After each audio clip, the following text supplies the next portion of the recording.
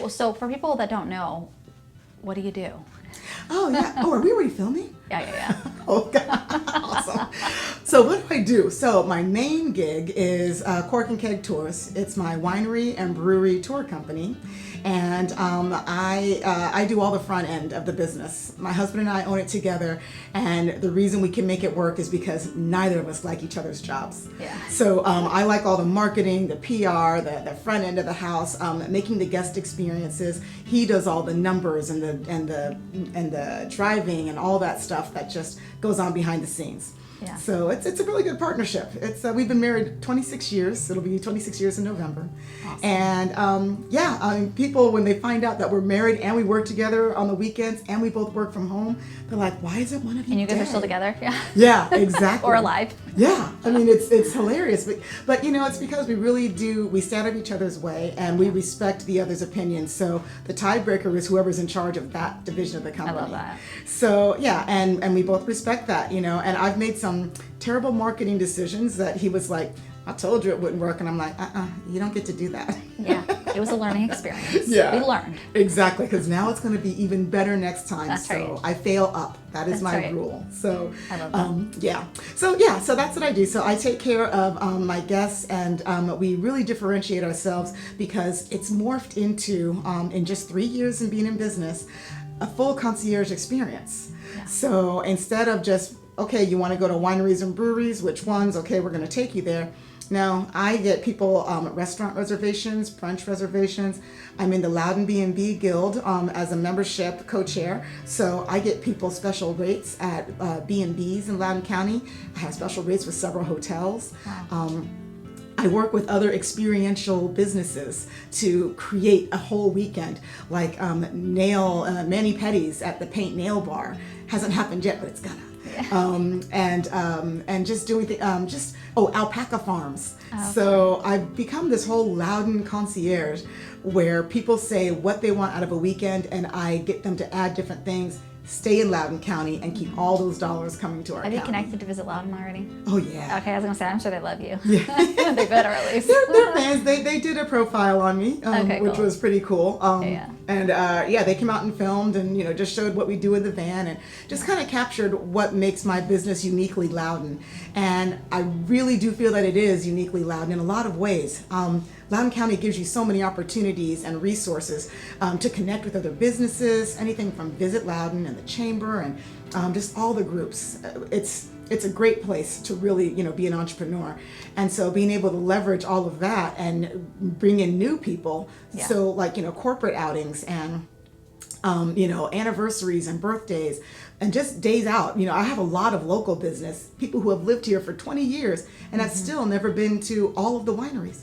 Who does that? I was gonna say, well, most people don't even know what they've lived here their whole life, like you just said, but they don't even know what is out there in Loudon because Yeah. they stick to their normal routines. Yeah. Right? So Yeah. like you're basically, that would be fun to do like an event for Loudoners specifically where it's like that Discover Loudon. Yes. So the hidden gems. Yeah, do is you already one have of it? the- yeah. So You're like already on it, Aliyah. well, I didn't really Yeah. call it that, but that's a good way to call it. But yeah, so I have a hidden gem tour where I take people to the places that they might not have realized were right here. I can't believe how many people, for example, don't know about Zephaniah Farm Vineyard. Yeah. It's less than 2 miles from Stone Tower, and when I bring that up to locals, they're like, "What?" And I was like, yeah, it is an old haunted historic barn and farmhouse, working farm, some of the best wine overall in Loudon County. And there's a lot of great wine here. Almost all of them have won one award or another, but theirs is just so consistently wonderful across the board. Yeah. So we love to expose new or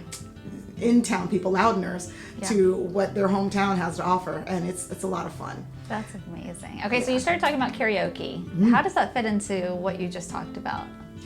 Yeah. And what it's so- inspired you besides the fact that your husband said, get it out there? Or was that the inspiration? Well, no. So I love karaoke anyway, but I always have, and I can only do 3 songs because I cannot sing at all, which is part of the joke. I mean, even when I listen back to it, I'm like, wow, I thought I did that one really well, and it's really bad. So anyway, so I loved karaoke anyway. So when I was doing the virtual wine tastings during the quarantine, somehow I got in. I had it with Lisa Adams with her Facebook group. We did a live interview, and for some reason we were talking about that and talking about getting together to do karaoke, and I just busted out in like song just as a joke. And then she's like, "You should totally do that, on your tours." I'm like, I should totally do that on my tours. So then of course COVID hits, and so I'm doing the virtual wine tastings, and I'm like, why not? So I was just YouTubing karaoke songs at that point and saying, okay, we're gonna sing a song on this theme. And then I had people doing polls to vote for whether I was gonna do classic rock or divas. So people were voting. Nobody ever chose for me to do divas. I never got a Celine Dion or a Tag me in your next one. I'll double vote that one. I hope not, because I can't sing those songs at all. Found out that ABBA is really hard to sing. I had no idea. Oh, I sing it all the time. Oh my gosh. Whether it sounds good or not doesn't matter. Ooh, mine is so bad. I had to stop it. I'm like, you guys, I can't even stand hearing it myself. So anyway, it started out as just virtual wine tastings, doing local wine, whatever was in my fridge from the quarantine. When I ran out of local wine, then we came up with something. So I was doing the karaoke along with the wine tastings, just to bring people in and have fun. Yeah. What ended up starting to happen within just a few weeks was people were coming, especially those that were quarantined alone, were like, this makes my day. I look forward to it every day. You make me smile. You get me away from the news. Thank you, thank you, thank you. And I was like, oh, that's so sweet. I didn't even think about that. Because I was going to stop at a certain point. I'm like, okay, this is getting old. Yeah. But those people would write to me and say that, and I'm like, okay, well, I can't stop now. Yeah. So then when I ran out of local wine, we came up with doing pickup parties, which is where we still weren't ready to do full-on tours, but wineries and breweries were still doing curbside pickup. So we thought, okay, for $100, you can book us, just you and your family, whoever one place, people who are quarantined together. You can all get into the van that's been sanitized, and we'll take you to the 3 places where you bought local wine and or beer. So now we're getting, and we got hundreds of dollars of wine and beer sold at each one of those for these. Oh, yeah. So that was really cool. So we would take people on a mini tour, let them, we would put a playlist on for them and drive them out to the wineries and breweries, got out of the house, got to stock up on wine and beer, and we got to bring business to those wineries and breweries. So that was really great. Well, by the time we got toward the end of the quarantine, and then people are starting to come back out in May, I had already figured out how to do karaoke through an app instead of on my laptop with my phone on top. And so then one of our last pickup parties were some regular customers of ours. We put karaoke up on the screen and live streamed them doing the karaoke. Oh my gosh, and so much fun. Yeah, and it went so well. So now it's one of the options to book the tours, and almost everybody gets it. And I always bring it just in case, because by the end of the tour, you sure you don't want to sing a couple of songs?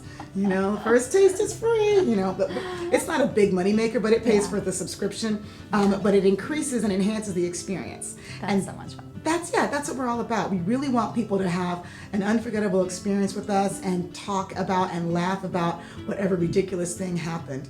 One of our guests sent us a video once. Hilarious. So they're in the back and they're doing karaoke, and it was the bride-to-be's favorite song. So she starts trying to really sing, and someone starts singing over her, and she's like, it's my day. Stop singing over. Upstage me. It was really great. The video is just so funny because she was just like getting into it. Yeah. So moments like that, when they watch those back, they remember us and they remember that day, and then they book their other special days. Yeah, they're creating and documenting those memories. Exactly. Tasting the memories, if you will. There we go. I love that.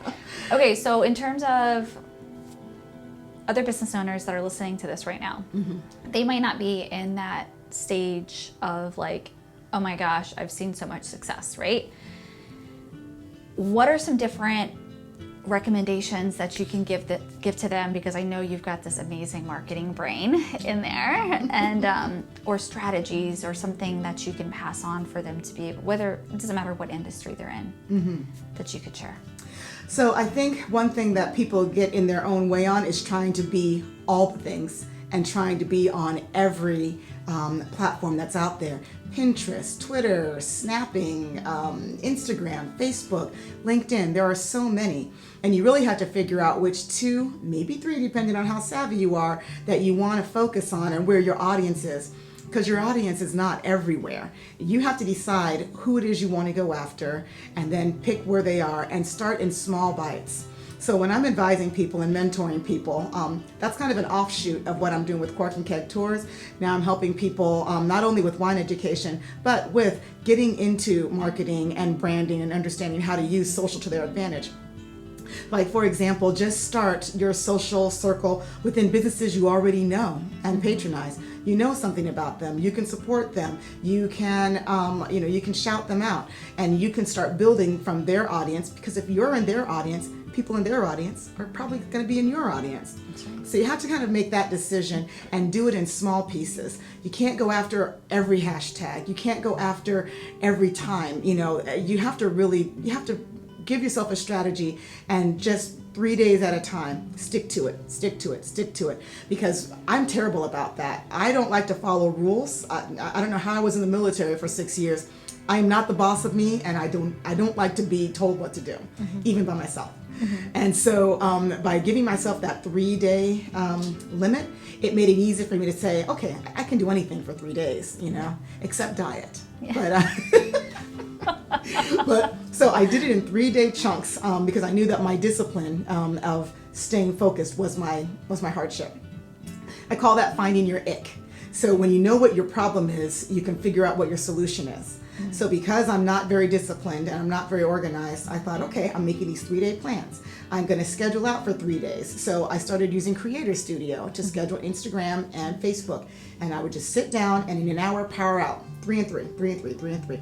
And then suddenly it became a habit. I don't even think about it anymore. I just automatically schedule out 3 and 3. And it's such a small bite and it's such a small chunk that it really gives me an opportunity to succeed. So I think the biggest thing that business owners do, especially as entrepreneurs, when we're wearing every hat and doing everything, is trying to do too much too fast. I love that. Yeah, and you can't figure out what doesn't work until you figure out what does. Or you can't figure out what does work until you figure out what doesn't. That's a better way to say it. Because if you're trying to change everything at once, if you're increasing your Facebook and adding Twitter and snapping, whatever you call that. Snapchat. Yeah, Snapchat. I think there's another one. My son, he's 21, and he said there's Snap Stories? And then the TikToking. Yeah. But if you try to do all that at once, how are you going to know? You're going to have to make a bunch of landing pages. You're going to have to do all these different things to try to track where your leads are coming from. And then you get overwhelmed because you get 4 here and 4 there. And, which one? But what if you had done it all on that one and gotten 8 on that platform, Yeah. So I really learned to streamline and to take it in small bites. So I love what you said because batching out a whole bunch at one time can feel so overwhelming that you just don't do it. Yeah. Oh, yeah. But if you can just do it in 3-day chunks, you're still very thoughtful about what's going on, and you can stay current and relevant because the world is changing at such rapid speed. Yes. And it gives you an opportunity to then put in something that just pops up, on an occasion. Like, for example, when the Loudon Film Festival was happening out at 50 West, that wasn't in my plan, but I found out about it on a tour on a Saturday. I had my post posted out till Monday. So what did I do? Monday evening, I put something out there about that film festival because I already had stuff that was already set for that Saturday, but I had an opportunity to add something new that I found out about without that sense of, oh my God, I'm going to miss it. Yeah. And so, my 3 and 3 has just been a game changer for me. And it's, I don't even think about it anymore, like I said, because when you do that long enough, it then just becomes a habit instead of something that you have to think about. I'm loving it. And I'm also very intentional about the time. So using your insights is something that I think locks up a lot of people. They get very nervous about, I don't know what these charts mean. I don't even know where to find my insights. It's okay. Yeah. Ask for help. Those are the 3 words. Ask for help. Go onto your page and read your newsletters and find out different tips on how to do different things, on social media, how to schedule. Mindset is I know it sounds trite, and I know it's something that, might be a little don't think it's a played out word yet, like the word pivot. It's not sexy though. It's right? not. Like mindset is not, nobody wants to work on their mindset. Yeah, and when you do it though, I mean, you feel like you unlock something, and I'm not trying to go all the secret on people, but something happens when you just turn that ball around and you look at it from this angle and you're like, oh, what have I been missing by looking at it over here this whole time? And see, here's the thing, you know it after having gone to the other side. Yes. After like finding out. But when you talk to somebody who's never worked on their mindset or who don't think it's that important, you really can't explain it to them. You can't. Nobody could have explained it to me. Yeah. I thought I knew what I didn't know. Yeah. You know, I thought I had already discovered these different things and put new strategies in place and done all the things that I need to do to try to get successful. And I was getting frustrated because things really just weren't happening. But the Gary Vee challenge, I'm telling you. What's the Gary Vee challenge? I love Gary Vee, but I kind man. of dropped off a little while ago. December 2nd, Gary Vee slide deck. That is what you need to look up. Wait, the curating a whole bunch of content from. It was, so I saw it on LinkedIn. Yeah, and the I saw it slide too. deck tells you all these different things that you How to multi-purpose. can do. Yeah, exactly. Yeah. Like how to make, you know, it's like making cartoon images of yourself, and Yeah. it's video, and it's Yeah. it's everything. Now I didn't do everything. I chose the things that I knew I could do well. Yeah. That was something that I got from Tiger Woods a million years ago. Not, he didn't call me, but Yeah. I like, Renee, it's like, hey you girl, got it. what's happening? No, I saw an interview with him where he was talking about how there's a certain thing in golf, and my golf terminology is garbage, but let's say, what is it, a slice when you hit it to the right, to No the idea. left is a slice, to the I right can't is a help hook. you. Okay. See, we don't have to do all the things, right? No. So he was talking about how, let's say it was his slice, that was terrible. He had a really hard time not hitting that ball curving to the left, but he was great at not at leveraging his, let's say it's a hook or whatever, like going to the right. Mm-hmm. So instead of beating his head against the wall with the thing he was weak at, he perfected what he was great at to neutralize the thing he wasn't. So that's not to say that you shouldn't try to learn and shouldn't try to work on your weaknesses, but you should focus on your strengths. I say focus on my strengths, try harder on some of my weaknesses, but pay someone to do everything that I just don't like and just don't have a talent for. Yeah.